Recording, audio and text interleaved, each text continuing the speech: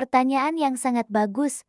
Hukum apa saja dalam Alkitab yang sudah digenapi dan tidak perlu lagi dipraktikkan setelah Yesus disalibkan? Mari kita bahas, dan kita akan fokus secara khusus pada hukum makanan. Ini topik yang sangat penting, jadi saya akan jawab berdasarkan Alkitab, langkah demi langkah. Pertama, prinsip dasarnya adalah hukum-hukum itu digenapi, bukan dibuang begitu saja. Yesus sendiri berkata dalam Matius 5 ayat 17, "Janganlah kamu menyangka bahwa aku datang untuk meniadakan hukum Taurat atau kitab para nabi. Aku datang bukan untuk meniadakannya, melainkan untuk menggenapinya." Jadi pertanyaannya bukan, hukum mana yang dihapus, tapi hukum mana yang sudah digenapi melalui pengorbanan Kristus, dan hukum mana yang masih berlaku bagi kita sebagai orang percaya. Untuk memahaminya, kita bisa membagi hukum dalam Alkitab ke dalam beberapa kategori. Walaupun Alkitab tidak menggunakan istilah ini, polanya sangat jelas.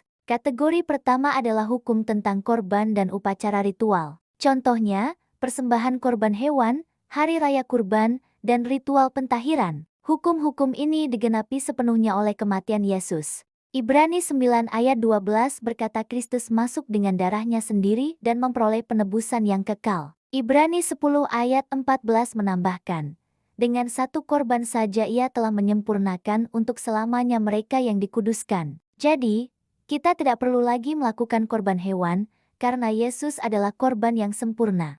Kategori kedua adalah hukum moral, contohnya seperti 10 perintah Tuhan, jangan membunuh, jangan berzina, jangan menyembah berhala. Yesus dan para rasul menegaskan hukum ini masih tetap berlaku. Ini bukan untuk dibatalkan, tetapi untuk digenapi dalam ketaatan dan hidup baru kita. Nah, kategori ketiga adalah hukum tentang kesehatan dan pemisahan, dan disinilah hukum makanan termasuk.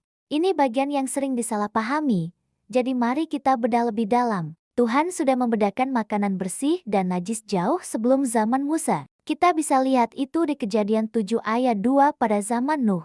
Hukum ini bukan tentang korban, tapi berkaitan dengan kesucian, kesehatan, dan sebagai tanda pemisahan umat Tuhan. Lalu, apakah Yesus membatalkan hukum makanan? Ada ayat yang sering dipakai, yaitu Markus 7 ayat ke-19.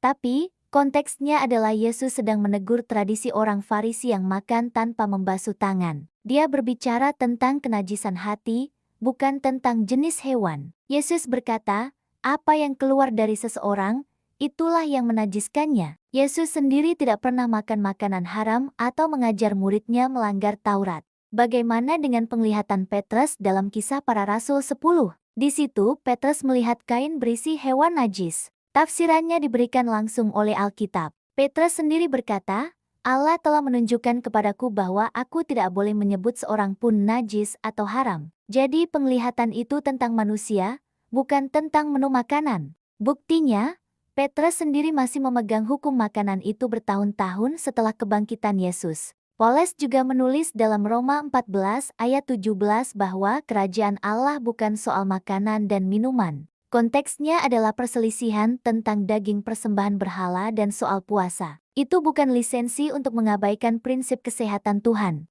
Paulus justru berkata, apakah kita membatalkan hukum Taurat oleh iman? Sama sekali tidak, sebaliknya kita meneguhkannya. Jadi, kesimpulannya, hukum korban dan upacara ritual sudah digenapi. Hukum moral masih tetap relevan. Dan prinsip kesehatan, termasuk soal makanan bersih dan najis, tidak pernah secara jelas dinyatakan batal. Ini bukan tentang keselamatan, tetapi tentang ketaatan, kesehatan, dan kesetiaan kita pada prinsip Tuhan. Seperti kata Alkitab, apapun yang kamu lakukan, lakukanlah semuanya untuk kemuliaan Allah. Terima kasih sudah menonton, semoga ini memberkati. Jangan lupa subscribe.